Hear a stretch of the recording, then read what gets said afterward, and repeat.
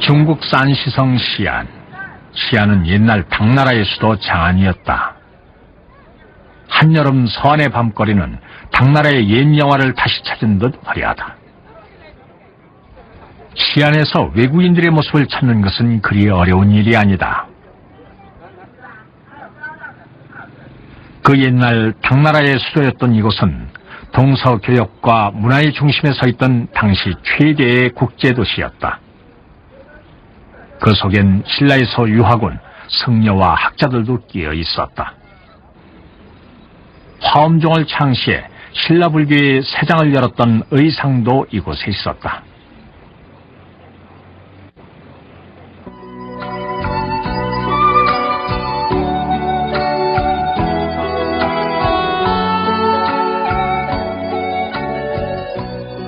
신라가 당나라와 교류를 두고 협력하던 시절 장안성에 거대한 탑이 섰다.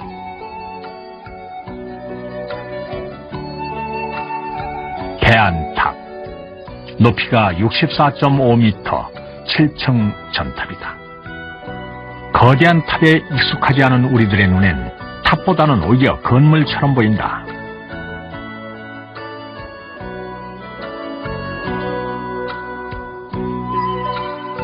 탑 안엔 계단이 있어 사람들이 꼭대기까지 오를 수 있다. 각 층마다엔 불상이 모셔져 있다. 대안탑은 인도에서 귀국한 현장 법사가 척천무후의 지원을 받아 세운 것이다. 현장 법사의 귀국으로 중국 불교도 이전과는 다른 새로운 체제로 전환됐는데 대안탑은 이를테면 그 개혁의 상징인 셈이다. 서안의 그 당시의 전탑들이 이 당나라를 대표하는 전탑들이고 그러한 탑들이 건립될 당시에 한국의 많은 승려들이 당시에 유학을 하고 있었고 그래서 그러한 그 유학생들의 흔적이 많이 남아있고 그 유학생들이 다시 한국으로 돌아와서 당나라의 불교의 영향을 받은 그러한 그 불교를 전파하고 탑들을 건설하고 뭐 이렇게 했다는 점에서 서안은 특히 주목할 만한 가치가 있다고 볼 수가 있겠지요.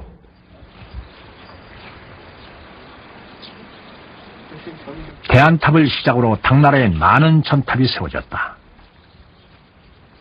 그 수만큼 모양과 형식도 다양하다.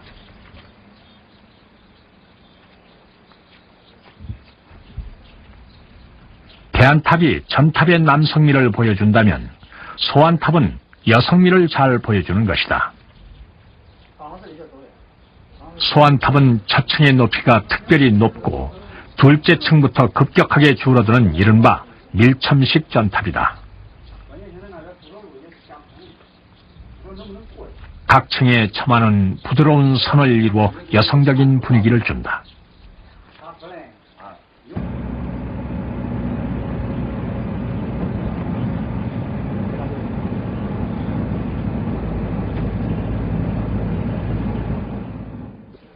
중국에서 가장 오래된 전탑인 숭악사탑은 전탑에 대한 고정관념을 깨뜨려준다.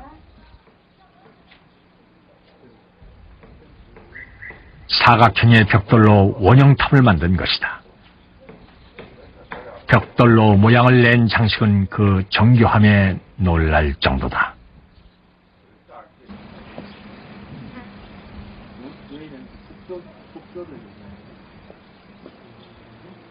소림사 탑림은 전탑의 야외 전시장이다. 당나라에서부터 전후대 청나라의 것까지 크고 작은 200여 개의 전탑이 한 곳에 모여 있지만 어느 것 하나도 같은 것은 없다.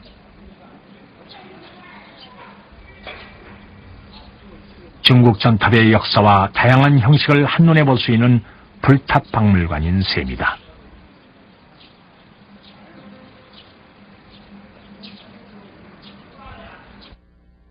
당나라 이전 중국의 불탑도 나무로 만든 목탑이 대부분이었다.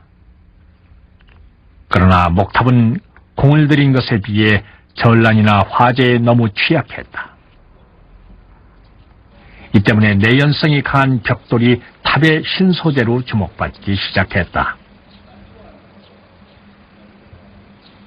목재나 석재보다 비교적 쉽게 탑을 높게 또 크게 쌓을 수 있다는 것도 벽돌이 가진 장점이었다.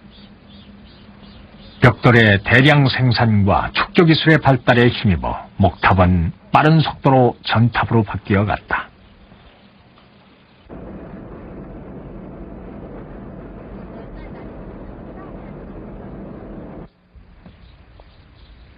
전탑의 나라 중국. 그곳엔 신라 승려의 것도 남아있다. 시안의 외곽에 있는 흥교사, 신라 왕족 출신의 유학생 원측이 잠들어 있는 곳이다. 현장법사의 제자였던 원측은 유식학의 대가로 중국 불교계의 명성을 떨쳤다. 스승인 현장법사의 탑 오른쪽에 자리한 아담한 탑은 그가 중국 불교계에서 차지한 무게를 짐작해 해준다. 이 당태종의 후원으로 많은 불경을 번역하고 서명사를 중심으로 서명학파를 형성을 했고 또 현장 문화에 들어가서 규기와 함께 경전 번역과 연구의 일가를 이루었습니다. 이 현장 일파의 법상종계에 통해서 원측은 유식학을 함으로써 좀 이단시당하기도 했지만은 현장을 중심으로 해서 규기라든가 이런 사람들과 나란히 이 탑이 서 있는 걸로 봐서 원측의 당시의 위치를 보여준다고 할 수 있습니다. 원측에서 알 수 있던 신라 유학생들의 활약은 대단했다. 이 절에서 공부를 했다는 기록이 남아있는 유학생만 10여 명이 넘는다. 그들은 이곳에서 경전을 번역하고 수행했다. 그들도 자신들의 묘탑을 거대하게 세우고 싶었을까? 거대한 전탑을 목격한 유학생들의 가슴 속엔 선진 문화에 대한 동경과 호기심이 가득했을 것이다. 전탑은 유학생들의 귀국과 함께 비로소 이 땅에 전해졌다.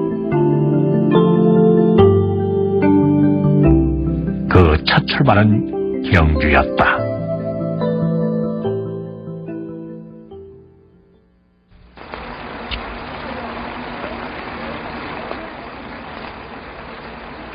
경주 분황사 모전탑. 중국식 전탑을 충실하게 모방한 대형탑이다. 얼핏 보기엔 벽돌을 쌓은 것처럼 보이지만 벽돌이 아니라 돌을 벽돌처럼 잘라서 만든 것이다.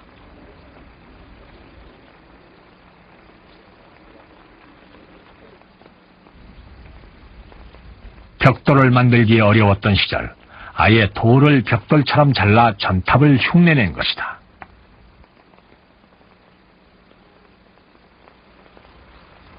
당시 선진문화의 상징이었던 전탑에 대한 신라인들의 동경은 그만큼 강렬했다. 선덕여왕 때 만들어진 이 분황사탑은 우리나라 전탑의 첫 출발로 여겨진다.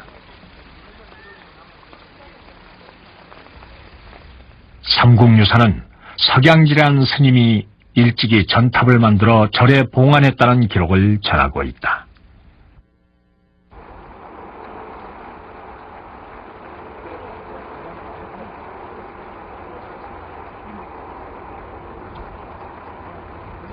시기가 분명하지는 않지만 삼국 통일 이전 신라의 중심 경주엔 몇 개의 전탑이 있었던 것으로 확인되고 있다. 경주시 모량리에 이 언덕에 전탑이 있었다. 이곳에선 적지 않은 벽돌이 발견됐다.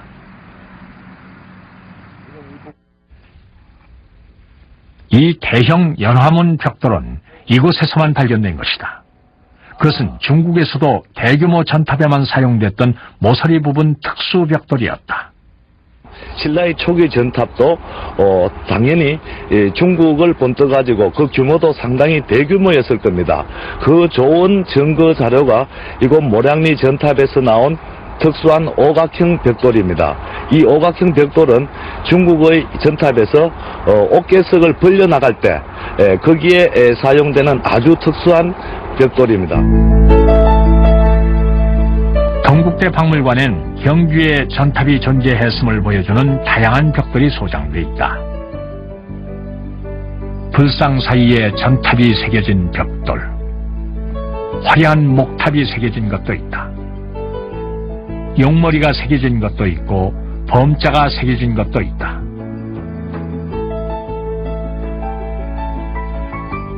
경주의 전탑은 규모만 큰 것이 아니라 화려하기까지 했던 것이다. 크고 화려한 전탑의 축조는 유학생들이 왕족이나 귀족의 신분이었기 때문에 가능했을 것이다. 그러나 바로 이 때문에 경주의 전탑은 다른 곳으로 확산되지 못했다. 경주를 제외하고 나면 전탑의 흔적이 있는 곳은 울산과 청도뿐이다. 전탑이 가진 최대의 장점은 짧은 시간에 굉장한 규모로 탑을 조성할 수 있다는 것입니다. 그런데 당시의 이 불교 미술의 흐름은 탑은 작아지고 있는 경향을 보였기 때문에 전탑이 많이 채택될 이유가 없어진 것이죠. 그런 것이 나중에는 모전석탑으로 또는 모전석탑도 아니고 그냥 화강암으로 겉모양만 전탑의 이 흉내를 내는 전탑형 석탑으로 변해가고.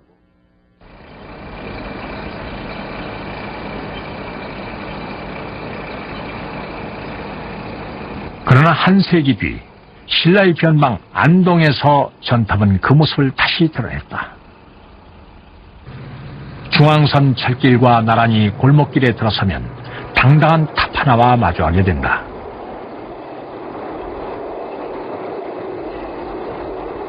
신세동 7층 전탑이다.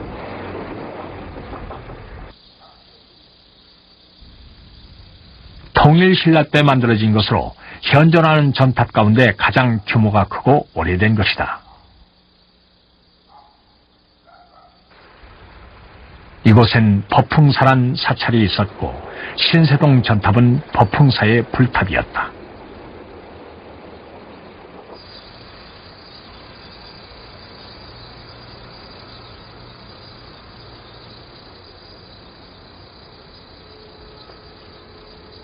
사람들의 눈길이 잘 닿지 않는 안동역 분의 한켠에도 전탑이 숨어있다.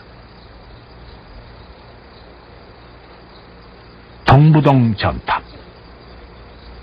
수줍은 새색시처럼 숨어있지만 옛날엔 이곳 역시 많은 불자들이 찾던 사찰이었다.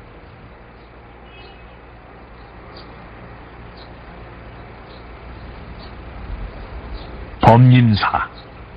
지금은 5층이지만 원래는 7층이었다고 옛 기록에 전하고 있다.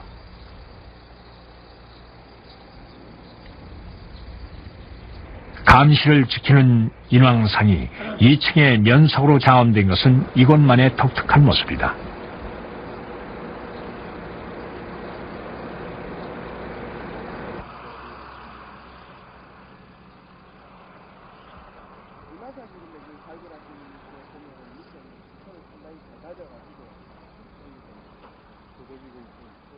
안동 시가지를 조금 벗어난 들판 가운데 또 하나의 전탑이 당당하게 서 있다.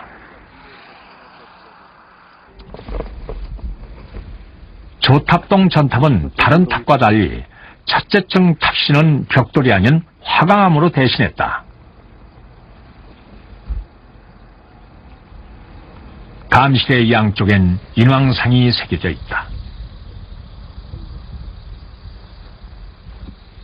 안동의 전탑은 무늬벽돌을 별로 사용하지 않았다. 경주에서 화려한 무늬벽돌이 발견된 것과는 대조적이다. 경주 전탑은 충실하게 중국을 모방했다고 지금 보여지고 있는데, 다만 그 벽돌에 나타나는 무늬라든가 이러한 것은 대단히 화려하고, 말하자면 탑상 또 이 전각 뭐 이러한 것들이 많이 나타나는데, 이 안동에 오게 되면은 무늬는 비교적 단순해지고 당초문이라든가 연화문이라든가 이러한 것들이 단순해지면서 규모는 상당히 거대해지는 그러한 현상을 볼 수 있습니다. 이러한 것은 안동이 경주와는 다른 새로운 전탑 문화가 형성이 되는 하나의 현상으로 이해를 할 수 있지 않을까, 이렇게 볼 수 있죠. 안동의 향토지 영가지는 과거 더 많은 전탑이 지역에 존재했음을 기록으로 전하고 있다. 임하사와 월천 전탑. 임하사는 지금의 안동농고 교원 사택자리였고 월천 전탑은 안동시 북후면 장기동의 야산에 있었다. 이 두 탑은 어떤 모습이었을까? 지금으로서는 추측조차 할 수가 없다. 전탑의 고장이란 안동의 명성은 영가지에도 기록되지 않은 2개의 전탑이 추가로 발견되면서 완성됐다.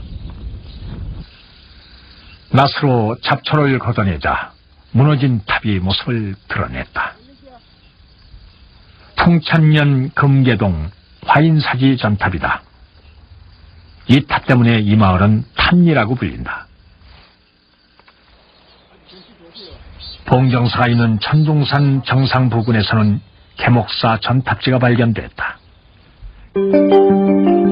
현존하는 3기를 포함해 문헌과 발굴 작업을 통해 찾아낸 4기를 더해 안동엔 모두 7개의 전탑이 있었던 것으로 확인됐다. 더구나 국내에 현존하는 전탑 5개 가운데 3개가 안동에 있고 고려 때의 것으로 보여지는 여주실력사의 것을 빼면 4개 중 3개가 안동 그 한 곳에 집중된 것이다.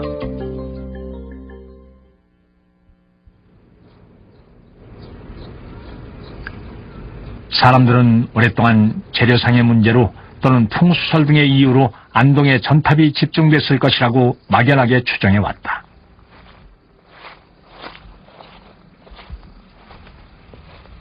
해답을 찾을 수 없는 수수께끼 때문에 그동안 전탑은 비밀을 간직한 불탑으로 인식되어 왔다. 이 같은 의문을 풀기 위해 지난 88년 임하사 전탑에 대한 발굴 조사가 실시됐다. 전탑에 대한 최초의 본격적인 발굴 조사였다. 이때 나온 유물들은 안동대 박물관에 소장돼 있다. 맛배 지붕 모양의 사리함에서는 잉크빛 사리병과 은고리, 구스록 여러 개가 나왔다. 사리함은 탑 아래 지하 심초석에서 나왔다. 문이 없는 벽돌이 대부분이지만 드물게 연화문과 당초문이 새겨진 벽돌도 출토됐다. 세면에 무늬가 새겨진 벽돌. 이 벽돌은 임하사 전탑에 돌출부가 있었음을 짐작하게 해준다. 하지만 그것이 전부였다. 누가 왜 이곳에 전탑을 세웠는지 수수께끼를 밝혀줄 단서는 끝내 발견되지 않았다.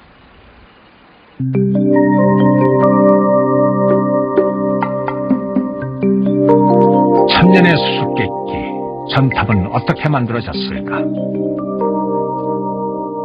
우리는 신세동 7층 전탑의 축조 과정을 컴퓨터 그래픽으로 재현해보기로 했다. 하지만 재현 작업은 첫 단계에서부터 난관에 부딪혔다. 전탑의 축조 기술을 알려주는 기록이 단 하나도 전하지 않는 것이다. 전탑의 기원과 견천, 사상적 배경에 대해 조금씩 언급한 자료는 있어도 기술적인 부분을 다룬 것은 찾을 수가 없었다. 전탑의 면면을 알려줄 실측 조사도 여지껏 진행된 적이 없다. 그나마 전탑을 흉내낸 분황사 모전탑의 실측도는 사막에서 찾은 바늘이었다. 92년 발간된 실측 조사 보고서는 전탑의 구조와 축조 방법을 그나마 추측할 수 있게 해준 귀중한 자료였다. 곳곳에서 발견된 옛 벽돌 하나하나도 소중한 자료였다. 임하사에서 출토된 이 벽돌엔 쇠붙이가 붙어있다. 아마도 벽돌 사이가 벌어지지 않도록 이음새로 사용된 것으로 보인다. 이것은 청도 부령사에서 발견된 특수벽돌이다. 벽돌에 장인 공자 형태로 홈을 파고 거기에 쇠를 넣어 벽돌을 고정시켰다. 전탑이 접착제를 쓰지 않고도 그 큰 몸체를 유지할 수 있는 비결이었다. 경주 덕동에서는 벽돌이 놓일 위치를 표시한 것도 출토됐다. 서중상. 이 벽돌은 탑의 서면 2층 윗부분에 사용하라는 의미로 풀이된다. 이 벽돌 아래쪽에는 이제 이렇게 일부러 벽돌을 깎아냈는데, 요거는 이 벽돌의 아래 벽돌이 놓일 자리를 표시한 거고, 또 좀 더 단단하게 쌓이도록 그렇게 깎아낸 건데, 이런 거를 보면 당시에 벽돌탑을 하나 축조하는데 얼마나 세심한 공력이 들어갔는지 여실히 알 수 있습니다.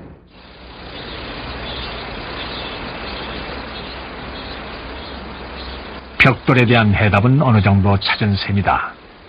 이제 이 벽돌들을 어떻게 쌓았는가 하는 문제만 남았다. 벽돌은 길이가 28cm, 폭이 14cm, 두께가 6cm였다. 이것은 주로 벽면에 사용됐다. 모서리 부분에는 바닥 벽돌과 같은 정사각형의 벽돌을 따로 사용했다. 벽돌은 길이 쌓기와 마구리 쌓기를 섞어가며 쌓았다. 벽돌과 벽돌은 접착제를 쓰지 않고 막힌 줄눈으로 여러 겹으로 중첩해 올라가는 방법을 택했다. 근데 벽돌을 똑같은 크기를 두부처럼 반드시만 쌓아간다면은 벽돌이 아닌 줄눈 부분에 어떻게 이완이 생길 겁니다. 금이가 안 닿을지, 나중에 비가 온달지, 뭐 이렇게 언달지, 또 해동됐을 때 이렇게 벌어질 가능성이 있을 거예요. 그래서 가급적이면 그 줄눈이라는 것이 위에서부터 아래까지 반드시 오지 않게 하고 이렇게 층단을 이루면서 지그재그로 가게 할 거예요. 벽돌을 반드시 위로 쌓지 않고 이렇게 옆으로 이렇게 지그재그로 이렇게 맞아서 이렇게 결구되게 한번 쌓을 거예요. 그래야 위에서 누르는 힘이 수직 방향으로 균등되게 전달돼 가지고 탑이 더 잘 견딜 거예요. 처마 있는 어깨 부분은 하단은 조금씩 내쌓기를 하고 상단은 들여쌓기를 했다. 하단의 층수보다 상단의 층수를 한 단씩 더 많게 만들어 낙수면의 기울기를 높였다. 어깨의 모서리에서는 화강암으로 벽돌 모양의 별석을 만들어 부재로 사용했다. 하중이 가장 크게 작용하는 부분을 보강한 제작자의 의도된 배려였다. 이렇게 모은 자료를 차례로 컴퓨터에 입력시켰다. 3명의 전문가가 한 달 동안 꼬박 이 작업에 몰두했다.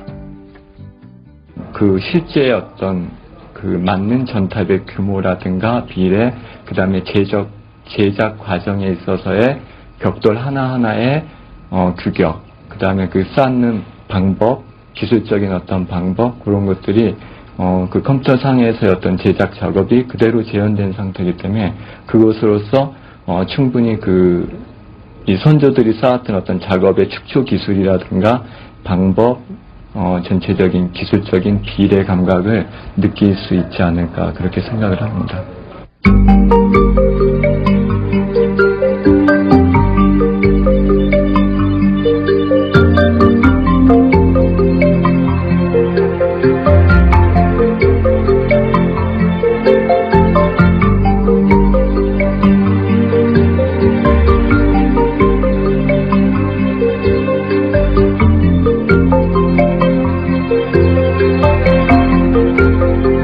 전탑은 치밀한 사전 설계에 따라 만들어진 것이었다. 벽돌 하나하나를 만드는 데서부터 그것을 쌓아 의도한 탑을 만들기까지 상당한 공력이 들었음을 확인했다. 안동 전탑의 존재를 기록한 영가지, 그 영가지에 실린 당시 안동의 지도다. 이곳에 7개의 전탑이 세워졌다. 많은 정성과 노력, 또 상당한 경제력을 필요로 하는 전탑은 왜 이렇게 안동에 집중된 것일까?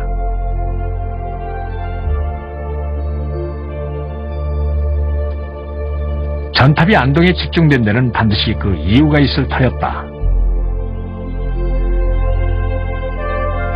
우리는 그 해답을 불교 안에서 찾아보기로 했다.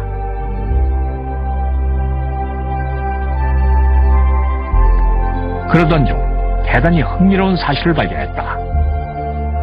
전탑의 건립 시기가 의상을 중심으로 화엄종이 번성하던 때와 묘하게도 일치하는 것이었다.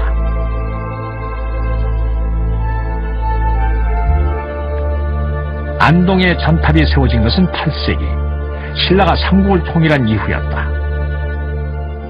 신라 불교에서 8세기는 의상의 귀국으로 선덕여왕 이후 다시 한번 찾아온 불교의 중흥기였다. 의상은 당시 불교의 첨단 사상인 화엄종을 깨치고 귀국했지만 신라의 수도 경주에 자리를 잡지 못했다. 다만 경주에 진입하지 못하게 되는 건 기득권의 그 불교계가 주로 유식학이나 또는 삼국이 서로 대립하던 경제의 논리에 빠져 있었기 때문에 통일된 그 새로운 시대를 열어갈 수 있는 사상이 되지 못하기 때문에 경주 기득권에 진입을 하지 못하고 신라 변방에 가게 됐는데, 처음에는 저 양양에 있는 낙산사 쪽에서 상당히 그 새로운 자기 신사상을 펼칠 것을 모색하다가 결국은 이 태백산 규령 아래에 부석사에 자리를 잡고 신사상의 화엄종을 펼치기 시작했죠.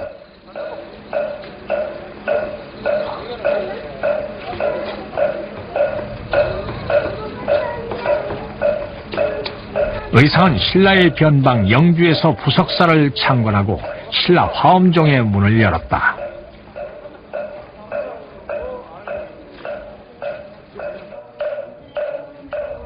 기존의 불교가 귀족 중심의 불교였다면 화엄종은 일반 민중들을 두루 포섭할 수 있는 대중적 불교였다. 화엄종이 안동을 중심으로 번성할 수 있었던 가장 큰 힘은 여기에 있었다. 부석사를 중심으로 한 화엄종은 안동에 봉정사를 세우고 봉정사를 교두보 삼아 안동으로 본격적으로 진출했다. 안동은 화엄종의 거점이었다. 의상과 그의 제자들에 의해 계목사와 광흥사 등이 잇따라 이룩되고 법흥사와 법림사 등 많은 사찰이 세워졌다. 화엄종의 번성은 안동을 경주에 버금가는 또 하나의 불교 세력권으로 변모시켰다. 중국의 새로운 불교 문화의 그 경향을 여기에서 경주로 더 빨리 실험되고 수용하게 되는 거죠. 중국 문화의 유입이 바로 경주로 들어가는 게 아니라 한반도에서 이 화엄종에 있는 본고지로 먼저 들어오게 됐다는 거죠. 그래서 그 아주 가장 대표적인 단적인 증거가 바로 전탑입니다. 전탑의 등장은 화엄종의 번성과 때를 같이 하고 있다. 그렇다면 화엄종은 전탑을 통해 그들만의 그 무엇을 말하고자 했던 것은 아닐까?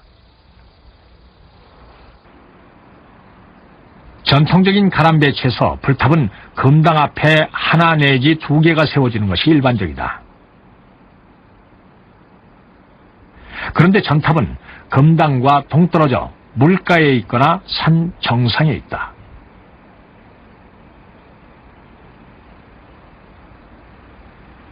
신세동 7층 전탑, 중앙선 철길이 막아섰지만 그 너머엔 강이 흐르고 있다. 이후 댐이 서기도 했지만 전탑이 축조될 당시에도 하천은 흐르고 있었다. 전탑과 물은 어떤 관련이 있는 것일까? 우린 다른 지역의 전탑들도 살펴보기로 했다.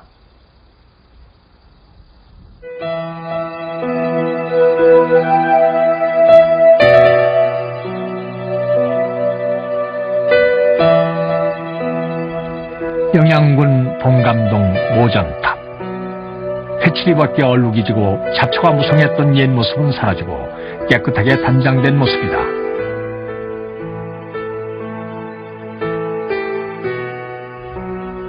탑이 선 낮은 언덕을 강물이 말없이 돌아가고 있었다.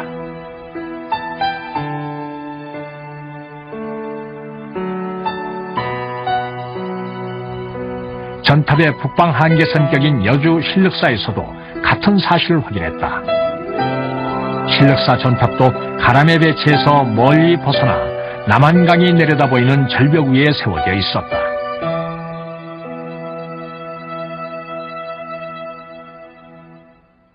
이색적인 모습만큼이나 이상한 탑에 배치돼 사람들은 지금까지 특별한 의미를 두지 않았다.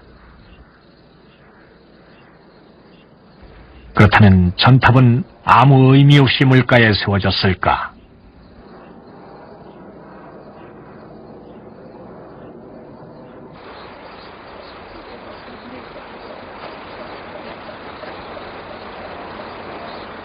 의상제사가 관음보살을 친견한 뒤 세웠다는 양양 낙산사.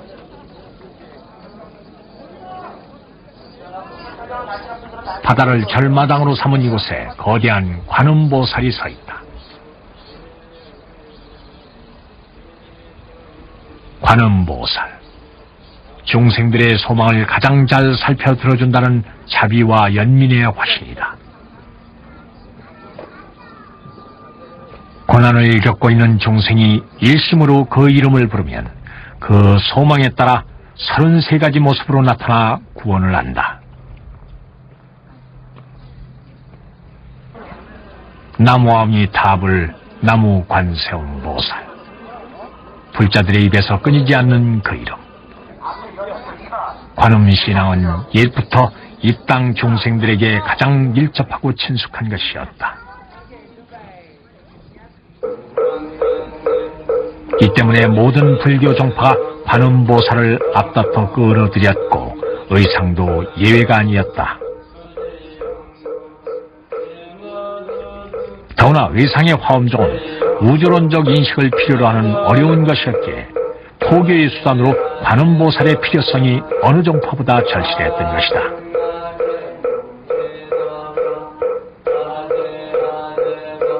권유나 의상은 이 땅의 민중들과 실전적으로 함께해야 정착한다고 봤기 때문에 이 민중성과 가장 관계 있는 게 관음신화입니다. 이 관음신화인데 이 관음에 대한 관음보살에 대한 것은 불교 내에서도 불교에 여러 종파가 있지만은 그 종파마다 관음보살을 다 끌어들입니다. 원래 정통적으로는 아미타불, 즉 무량수불의 좌입시 보살이지만은 화엄종에도 끌어들이고 법화경에도 끌어들이고 다 끌어들인 겁니다.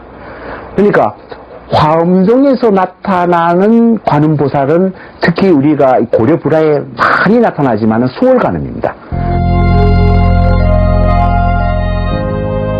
화엄종에서 관음은 언제나 물과 함께 하고 있다.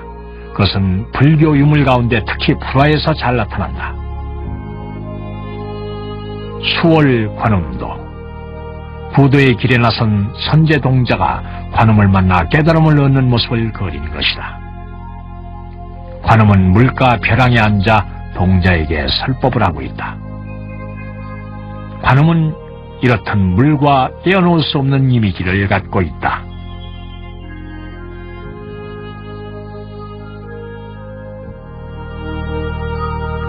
음력 7월의 어느 날 밤, 조탑동 전탑 위로 탈이 걸렸다.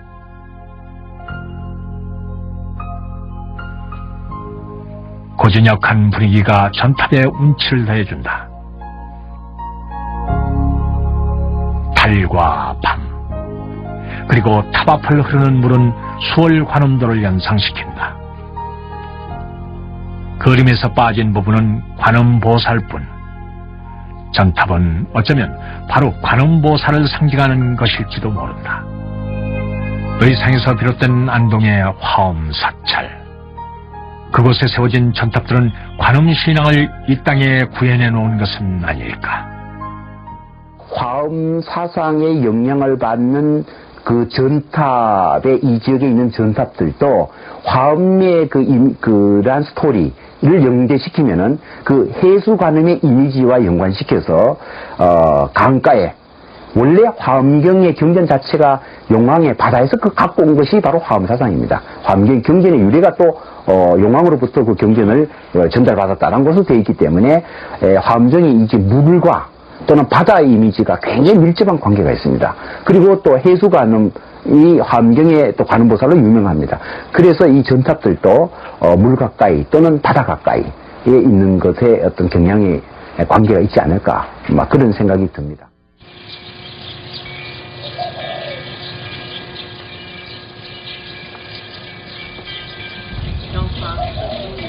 우리는 아무 연관이 없어 보이는 물과 전탑이 실제로는 밀접한 관계를 가지고 있음을 중국에서도 확인할 수 있었다.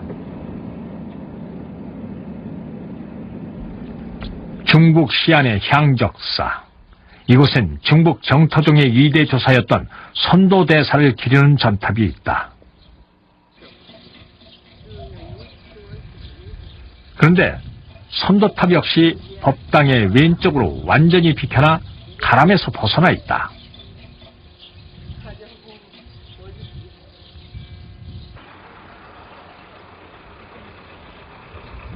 탑 근처엔 하오강이 흐르고 있다. 모든 것이 우리와 완벽하게 일치하고 있었다.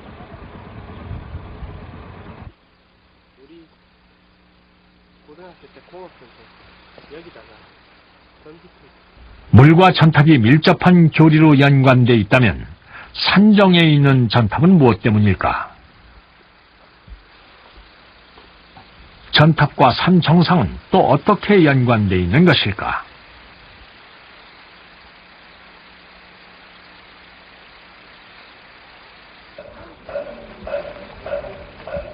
첫 번째 물음의 해답이 화엄종의 교리에서 드러났듯이 이번에도 그 속에 문제 해결의 단서가 숨어 있었다. 화엄종의 본산인 영주 부석사. 부석사의 본전은 무량수전이다.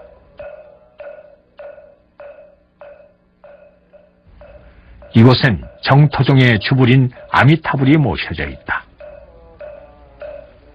화엄사찰인 부석사가 자신들의 주부를 버리고 대신 정토종의 주부를 모시고 있는 것이다. 부석사가 이런 이중구조를 가지게 된 것은 의상이 포교를 위해 대중적인 정토신앙을 화엄종에 접목시켰기 때문이다.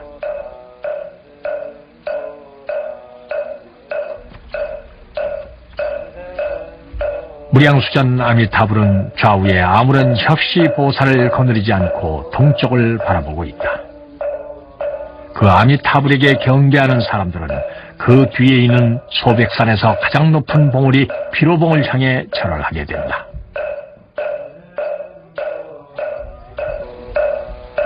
비로봉은 곧 화엄종의 주불 비로자나불을 뜻한다.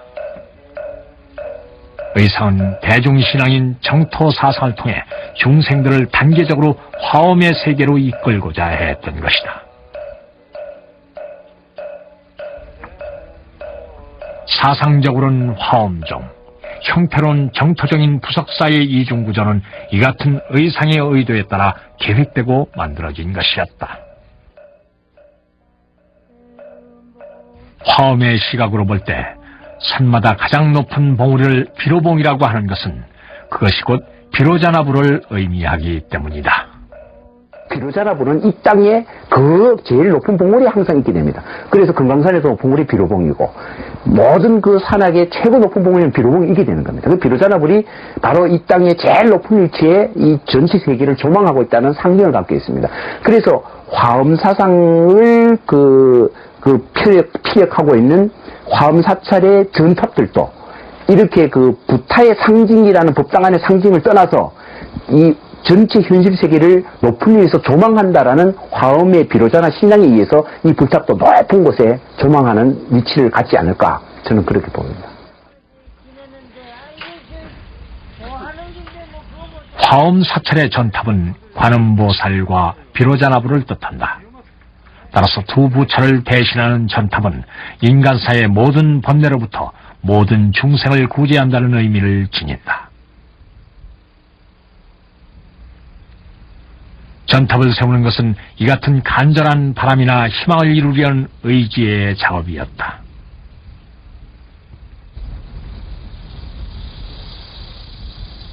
우리는 한 대학 토목과의 협조를 얻어 전탑을 세우는 데 들어간 비용을 추산해 보기로 했다. 대사은 신세동 7층 전탑. 우선 탑에 들어간 벽돌이 얼마나 되는지 알아보기로 했다. 벽돌 수를 통해 얼마나 많은 인력이 얼마 동안이나 탑을 쌓는데 동원됐는가를 알아보기 위한 것이다.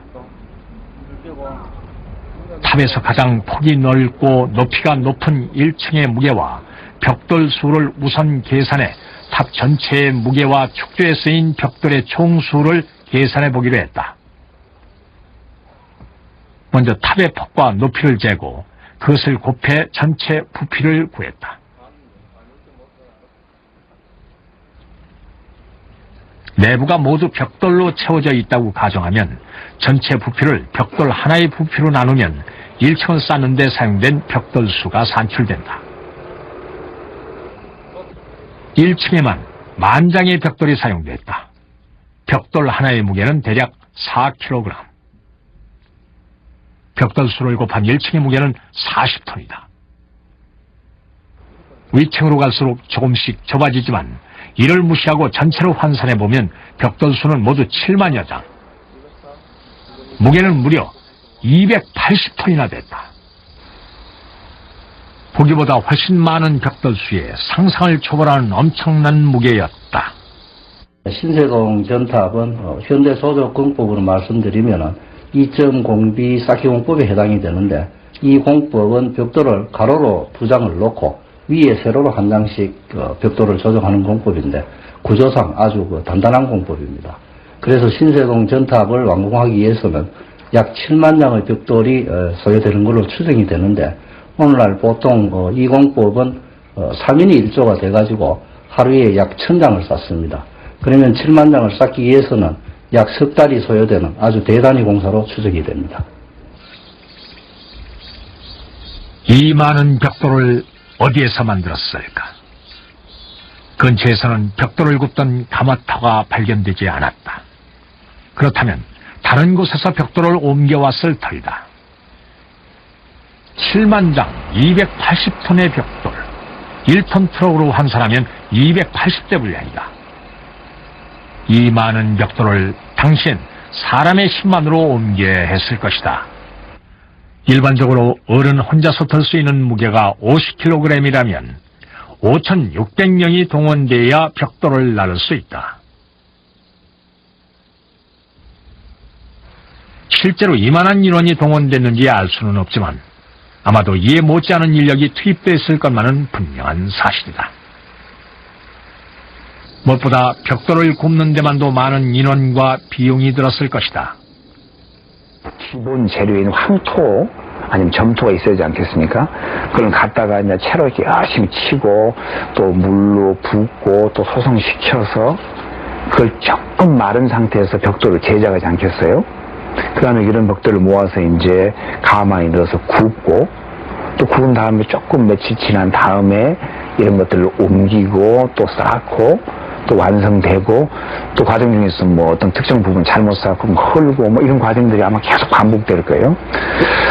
아무리 못 걸려도 1년 반에서 한 2년 정도는 걸리지 않을까요? 그 정도 탑을 쌓으려고 하면은.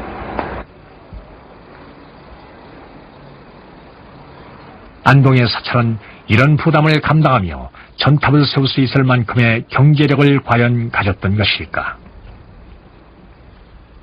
지난 80년대 후반 한 연구가의 조사에 따르면 안동에는 155개의 사찰이 있었다고 한다.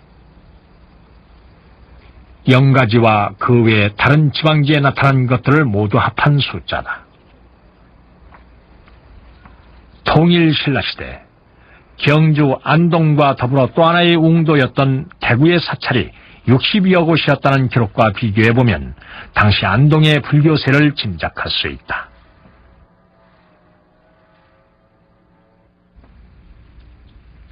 사찰의 수는 그 지역 사찰의 경제력을 가늠하게 해주는 지표이기 때문이다. 우리 안동 지방에 떠도는 향은을 보면은 안동부의 동쪽인 법흥사에서 또 안동부의 이제 서쪽인 서학사까지 그 긴 거리에 비가 오는 날 절에 처마만 따라가도 옷을 하나도 버리지 않았다는 그러한 향언이 전하거든요. 그만큼 안동 시내에 절이 많았다는 것이죠. 이 이야기는 당시 안동 지역 사찰의 경제력이 어느 정도 수준이었는지 충분히 짐작해준다. 안동이 이처럼 상당한 사찰 경제력을 갖추고 경주에 버금가는 불교 세력권을 형성한 데는 통일신라 왕실의 음성적인 지원도 한 몫을 했다. 삼국이 경쟁하던 시대의 소위 그 불교의 논리로서는 통일된 그 새로운 시대의 통일국가를 이끌어가는 불교의 논리가 되지 못하기 때문에 한반도에서도 신사상이 필요하게 됐습니다. 불교 내부의 통일뿐만 아니라 하나의 민족 문화의 공동체를 만드는 것, 그 다음에 서로 다른 그 지역에서 살아왔던 사람들을 하나의 지배 체제로 아우를 수 있는 그러한 신사상에 대한 욕구가 필요하게 되는 거죠. 그런데 그것이 이제 그 욕구가 바로 의상에 의해서도 이때는 화엄종입니다.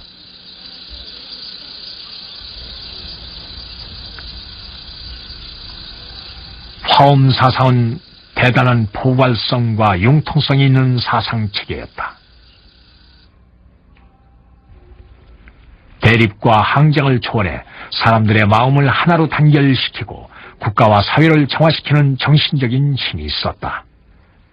이 때문에 화엄종은 중국을 통일한 당나라의 통치 이데올로기로 활용됐고 지배층의 대폭적인 관심과 지원을 받으며 급속하게 성장했다.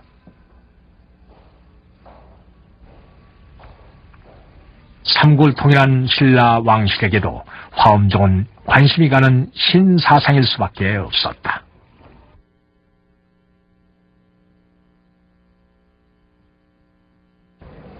북한의 해산시가 내려다보이는 산 정상에 서 있는 이 탑은 영광탑이다.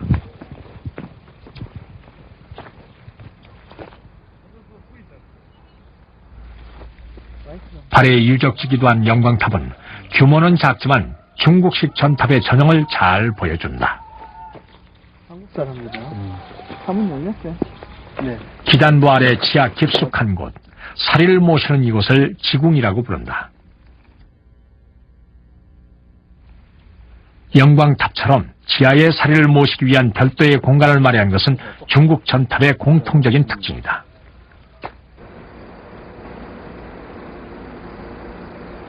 안동의 전탑도 사리를 모시기 위해 지은 것으로 추정된다.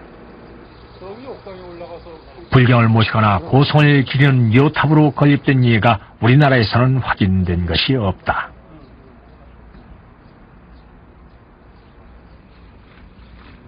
전탑 중에서 유일하게 발굴조사가 실시된 이마사 전탑은 전탑의 축조 양식을 살펴볼 수 있었던 최초의 기회였다. 이곳에서 나온 사리함은 탑의 중심 기둥을 떠받치는 지하 심초석에서 발견됐다.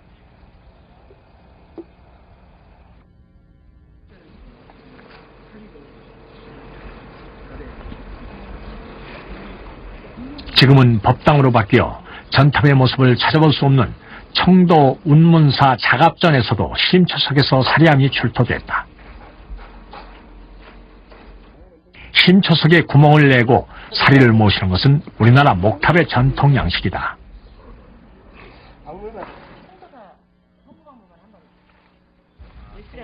이렇듯 화엄종은 중국식 전탑에 우리의 전통 양식을 가미해 한국식 전탑의 전형을 만들었다.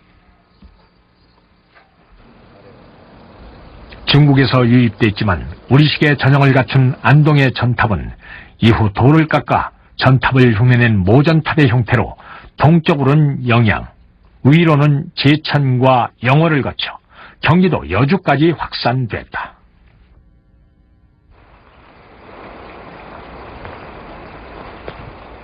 전탑은 구조적 특성상 지진이나 큰 비에 취약할 수밖에 없다. 안동 금계동 전탑은 그 좋은 예이다. 진홍섭 당시 경주 박물관장이 55년 이곳을 답사하고 찍은 사진이다. 그때까지만 해도 간신히 4층을 유지하고 있었지만 4년 뒤 사라우 태풍에 완전히 무너지고 말았다. 지금 모습은 주민들이 벽돌을 모아 단층으로 복원한 것이다.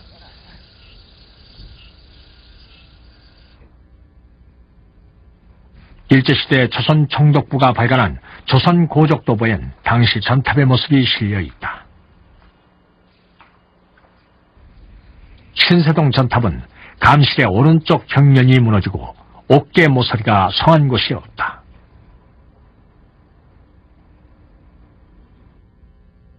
동부동 전탑은 속이 다 드러날 정도로 상황이 더 심각하다.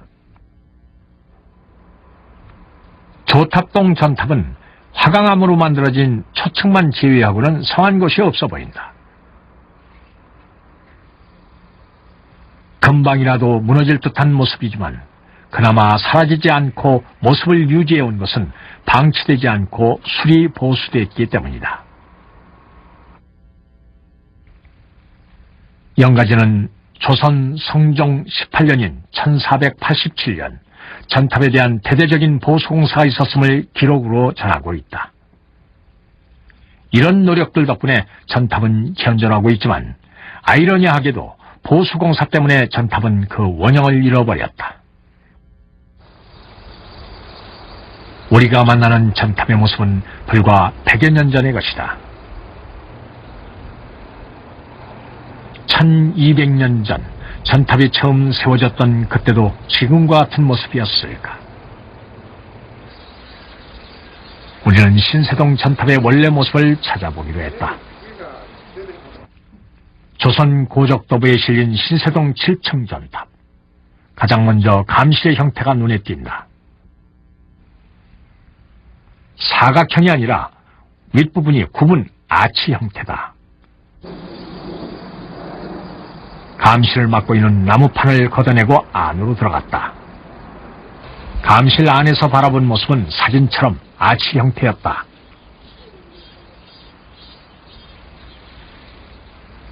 밖에서 보이지 않는 내부는 아치 형태로 쌓으면서 바깥을 굳이 사각형으로 쌓을 까닭은 없었을 것으로 생각된다.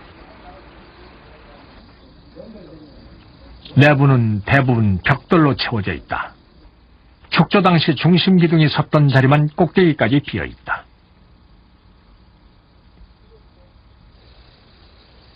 감실 아래 기단부 옆면엔 모두 19장의 면석이 붙어있다. 개중엔 팔부신중이 새겨진 것도 있고 사천왕이 새겨진 것도 있다. 팔부신중은 주로 석탑의 상층 기단에 사용되는 것이다. 또 사천왕은 초층 옥신에 사용되는 것이 일반적이다. 이 탑의 경우처럼 사천왕과 팔부신중이 같은 위치에 장엄된 예는 찾아볼 수 없다. 연석들이 전탑과 관계가 없는 것이라면 기단부의 크기와 형태도 지금과는 많이 달라져야 한다. 영가지는 신세동 전탑의 꼭대기에 금동 장식이 있었다고 적고 있다. 기록대로라면 탑의 꼭대기에는 화려한 금동 장식이 있었을 것이다.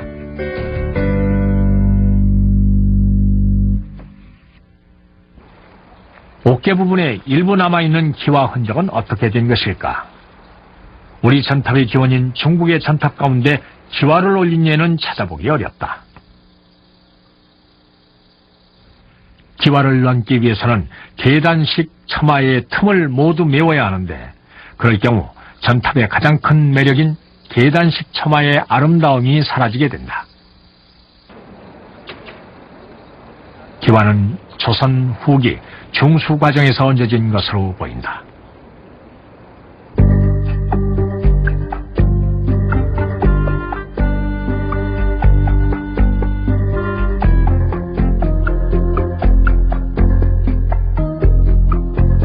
약간의 옛 모습만 복원했는데도 지금과는 꽤나 다른 모습이다. 탑이 처음 세워졌을 당시엔 이 모습과도 분명 달랐을 것이다.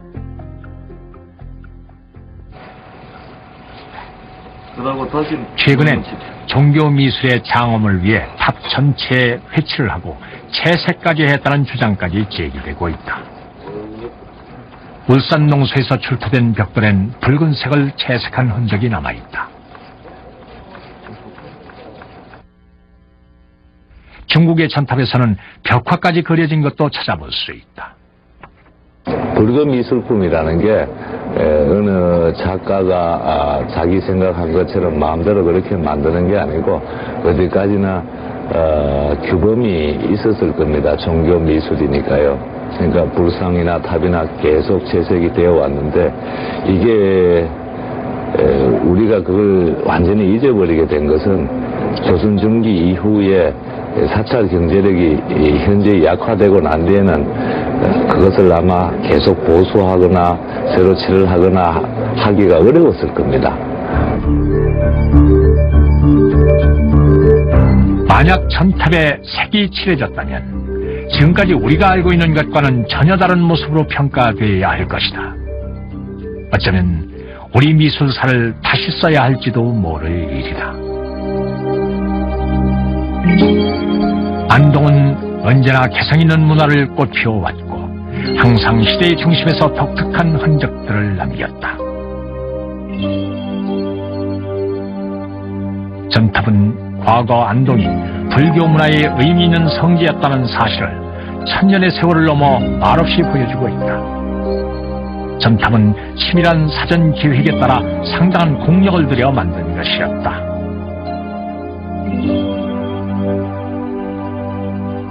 안동의 전탑이 집중된 까닭은 화엄종의 본성과 연관돼 있었고 전탑의 위치에도 화엄의 교리가 숨어 있었다. 베일에 가려져 있던 전탑의 비밀이 이제서야 한꺼풀 벗겨진 셈이다.